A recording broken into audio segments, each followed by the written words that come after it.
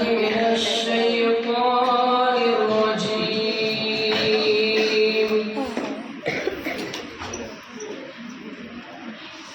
بسم الله الرحمن الرحيم.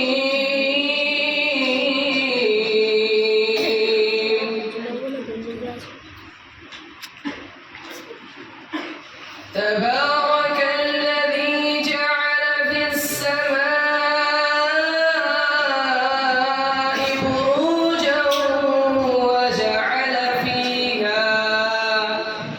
بروجا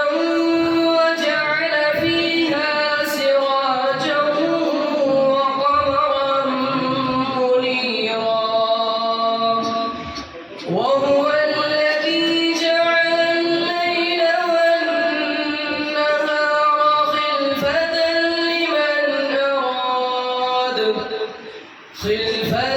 لمن أراد أن يذكر أو أراد شكورا. وعباد الرحمن الذين يمشون على الأرض هونا وإذا خاطبهم الجاهلون قالوا سلاما. والذين يبيتون لربهم سجدا وقياما.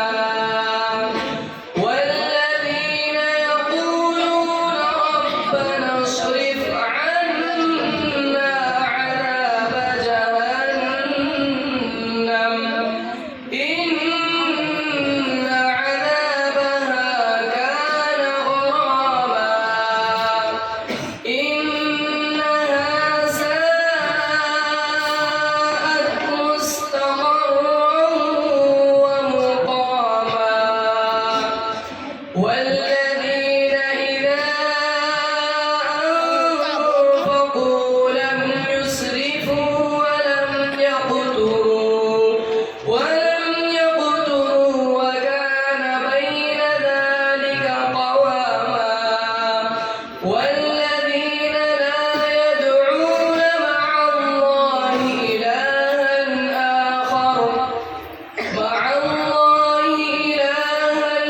آخر ولا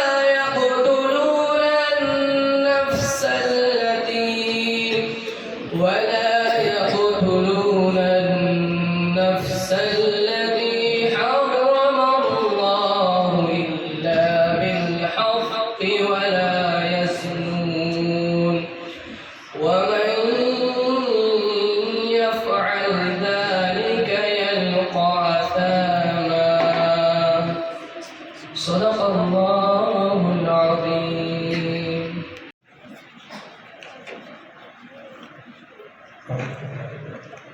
بسم الله الرحمن الرحيم. وقالت اليهود يد الله مغلولة. أعوذ بالله من الشيطان الرجيم.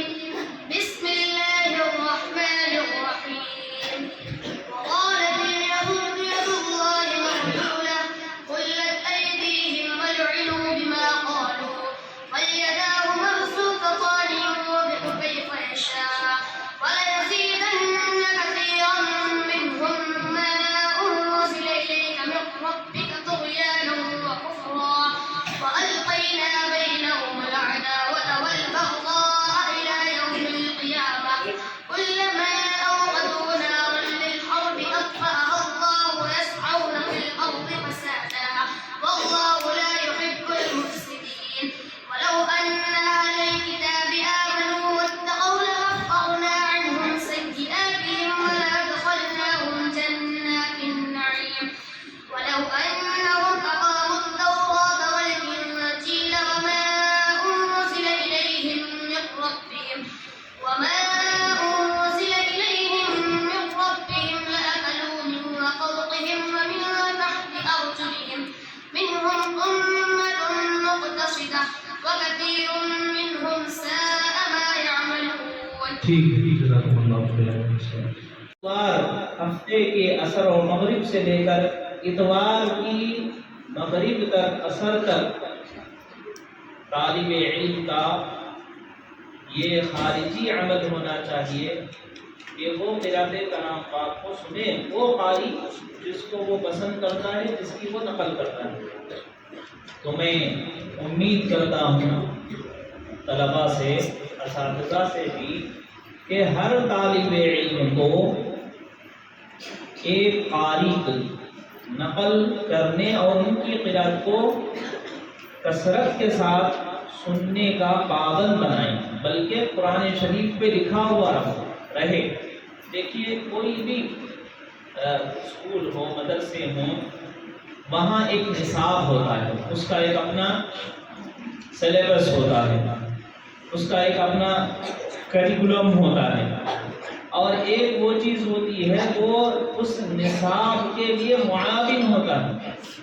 کوئی طالب علم نصاب میں ماہر اس وقت تک نہیں ہو سکتا جب تک کہ وہ کریکولم کو نہ پڑھ رہا ہو۔ معاون نصاب کو نہ پڑھنے والے طالب علم کی نصاب میں کبھی مہارت نہیں ہو سکتی ہے، اور یہ چیز نورانی قاعدے سے لے کر دور شریف تک ہے کہ ہر طالب علم کو اپنا نصاب معلوم ہو اور معاون نصاب معلوم ہو، اس کا کریکولم کیا ہے اور اس کا کو کریکولم کیا ہے، اس کے نصاب کے لیے معاون کیا ہے۔ حفظ کے طلباء، آپ کے لیے معاون نصاب اچھے قاریوں کی قرأت ہے۔ آج آپ قاری قرآن شریف پر قاری کا نام لکھ لیجئے جس کی قرأت پسند آ رہی، میں خدا کو گواہ بنا کر کہہ رہا ہوں ایک وقت آئے گا کہ آپ اپنے علاقے میں اس قاری کی طرح مقبول ہو جائیں گے، آپ کو ویسا سنا جائے گا، ویسا آپ کو پسند کیا جائے گا، لوگ آپ کو مصلی پر آگے بڑھائیں گے، لوگ پیچھے ہٹ جائیں گے آپ کے قرأت کے سننے کے بعد کہ اس کو آگے بڑھایا جائے۔ لیکن اگر آپ جو پڑھ رہے ہیں اس کے اندر ہی آپ کو اعتماد نہیں ہے، یا جو پڑھ رہے ہیں برائے نام پڑھ رہے ہیں، اس میں اختصاص نہیں کرتے، تو پھر آپ کو پوچھا نہیں جاتا، آگے نہیں بڑھایا جاتا، سروں کا تاج نہیں بنایا جاتا، سب پر فوقیت اور فضیلت نہیں دی جاتی جب کہ آپ یہ کام نہ کریں۔ تو میں بہت اہمیت کے ساتھ، کاش کہ یعنی بعض لوگ بچے بولتے ہیں کہ اتنا اہمیت سے نہیں بولے، اس وجہ سے بعد میں جب ان کو پوچھا جاتا کہ بھئی آپ ایسا کیوں نہیں کرے، تو اتنا خاص اہمیت سے نہیں بولے۔ تو اگر آپ کسی اور طریقے سے سمجھتے ہیں کہ اس بات کو بولنے کے لیے اور کوئی اختیار کریں ہم لب و لہجہ، تو آپ بتائیں، ضرور ہم اپنے لب و لہجے کو بدل کر، بلکہ دل کو نکال کر سینے سے رکھنے پر آپ کو یہ بات سمجھ میں آ جائے گی کہ بہت ہم زندگی کی اہم بات بول رہے ہیں آپ کو، تو ہم وہ کرنے کے لیے بھی تیار ہیں، لیکن جو بات کہی جا رہی ہے اس پر عمل کیجیے، کسی ایک قاری کو طے کریے۔ اور بہت اچھا ہے کہ آپ حرمین میں سے امام حرم ہیں، حرمین مکہ ہو یا مدینہ ہو، یہ عربی النسل ہوتے ہیں، ان کی اپنی مادری زبان عربی ہے، تو ان کا لب و لہجہ عربیانہ ہوتا ہے، ہم لوگوں کا لب و لہجہ وہ عجمیانہ ہوتا ہے۔ اس وجہ سے عربی مقریوں کو، قاریوں کو، ان کی وہ قرأت جو جلسے وغیرہ کے سلسلے میں ہوتی ہے وہ ثانوی درجے کی، میں وہ نہیں کہہ رہا، جو قرآن شریف نماز و تراویح میں پڑھا جانے والا ہے، ایسے قاریوں میں سے کسی کو طے کیجیے، روزانہ سبق کا ناظرہ ہو جائے تو آپ اس کو سننا شروع کر دیجیے اپنے سبق کو، پھر ایسے ہی جب آپ کا یعنی سبق سنا چکے، یاد ہو چکا قرآن شریف اور وہ سبق، پھر اس کو دوبارہ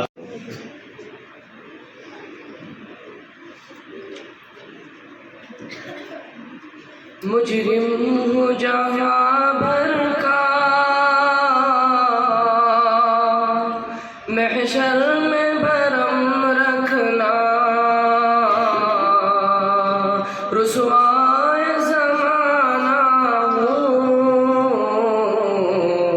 کملی میں چھپا لینا، مجرم ہوں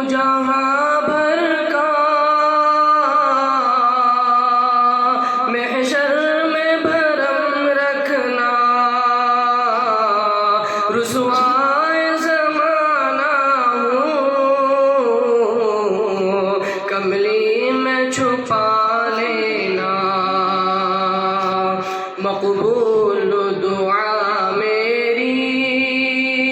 منظور خدا کرنا مقبول دعا میری منظور خدا کرنا جب وقت نظر آئے آقا دیدار عطا کرنا جب وقت نظر آئے آقا دیدار عطا کرنا ورحمۃ اللہ وبرکاتہ الفت میں تیری آقا الفت میں تیری آقا مجنوں کہا گیا ہوں الفت میں تیری آقا مجنوں کہا گیا ہوں دیوانہ تیرے در کا دیوانہ تیرے در کا کہتا سنا گیا ہوں میں تیرا نام لے کر میں تیرا نام لے کر عالم پہ جا گیا ہوں الفت میں تیری آقا الفت میں تیری آقا مجنوں کہا گیا ہوں دیوانہ تیرے در کا دیوانہ تیرے در کا کہتا سنا گیا ہوں میں تیرا نام لے کر میں تیرا نام لے کر عالم پہ جا گیا ہوں جب سے ملی غلامی جب سے ملی غلامی میں سرخ روح ہوا ہوں الفت میں تیری آقا الفت میں تیری آقا مجنوں کہا گیا ہوں دیوانہ تیرے در کا دیوانہ تیرے در کا کہتا سنا گیا ہوں السلام علیکم السلام علیکم ورحمۃ اللہ وبرکاتہ الحمد للہ رب العالمین والصلاة والسلام على رسوله الكريم أما بعد فقد قال الله تبارك وتعالى في القرآن المجيد والفرقان الحميد أعوذ بالله من الشيطان الرجيم بسم الله الرحمن الرحيم ذلك الكتاب لا ريب فيه هدى للمتقين وقال النبي صلى الله عليه وسلم خيركم من تعلم القرآن وعلمه الہی رونق اسلام کے سامان پیدا کر الہی رونق اسلام کے سامان پیدا کر دلوں میں مومنوں کے الفت قرآن پیدا کر صدر محترم اسٹیج پر رونق افروز بزرگان دین اور حاضرین جلسہ آج کی اس محفل میں اور آج کے اس مبارک اجلاس میں میرا موضوع سخن دنیا کی سب سے پاکیزہ مقدس قرآن پاک ہے وہ قرآن پاک جس کی زبان مقدس بیان مقدس اور جو فصاحت و بلاغت کا ٹاٹے مارتا سمندر ہے جس کے متعلق ارشاد ربانی ہے قرآن وہ کتاب ہے جس کے صادق اور برحق ہونے میں کوئی شک و شبہ نہیں جس کے بارے میں محسن انسانیت حضور پاک صلی اللہ علیہ وسلم نے ارشاد فرمایا تم میں سب سے بہتر وہ شخص ہے جو قرآن کو سیکھے اور سکھائے دعا کیجئے کہ خداوند قدوس ہم سب کو قرآن پاک کی دولت سے مالا مال فرمائے آمین نوجوان دوستو قرآن پاک رب جل جلال کی طرف سے عطا کردہ وہ حسین تحفہ ہے کہ جس نے 23 برس کی قلیل مدت میں پورے عالم میں وہ انقلاب برپا کر دیا کہ بڑے سے بڑے فصحاء بلاغا ادبا اور شعراء دل موم ہو گئے۔ دوستو یہی وہ قرآن ہے جو رہتی دنیا تک کے انسانوں کے لیے سراپا ہدایت اور رحمت ہے۔ یہی وہ قرآن ہے جس کے بدولت حضرت عمر فاروق رضی اللہ تعالیٰ عنہ کو ایمان نصیب ہوا۔ یہی وہ قرآن ہے جس کی برکت سے اجڑے ہوئے چمن میں بہار پیدا ہوئی۔ حضرات آج کے اس نازک دور میں حفظ کلام پاک کو فضول سمجھا جاتا ہے، اس کے الفاظ رٹنے کو حماقت بتلایا جاتا ہے اور کہا جاتا ہے کہ اس کا رٹنا اور بے سمجھے پڑھنا بے سود ہے۔ افسوس افسوس ہمارا یہ خیال کہ جس کے بارے میں شہنشاہ بقا جناب محمد رسول اللہ صلی اللہ علیہ وسلم نے ارشاد فرمایا، اقرأ وارتقي كما كنت ترتل في الدنيا فإن منزلك عند آخر آية تقرأها۔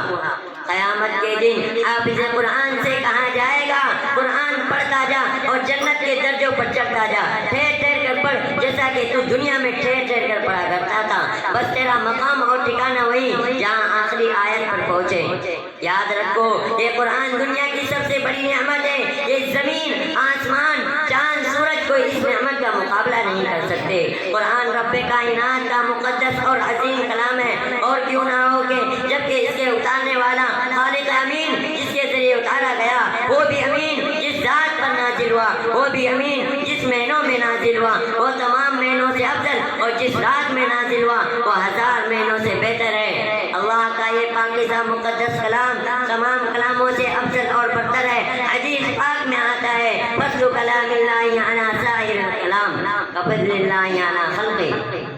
اللہ کے کلام کو سب کلاموں پر ایسی فضیلت ہے جیسی کہ خود حق تعالیٰ شانو اللہ کا دلارا خدا کا پیارا نبی ارشاد فرماتا ہے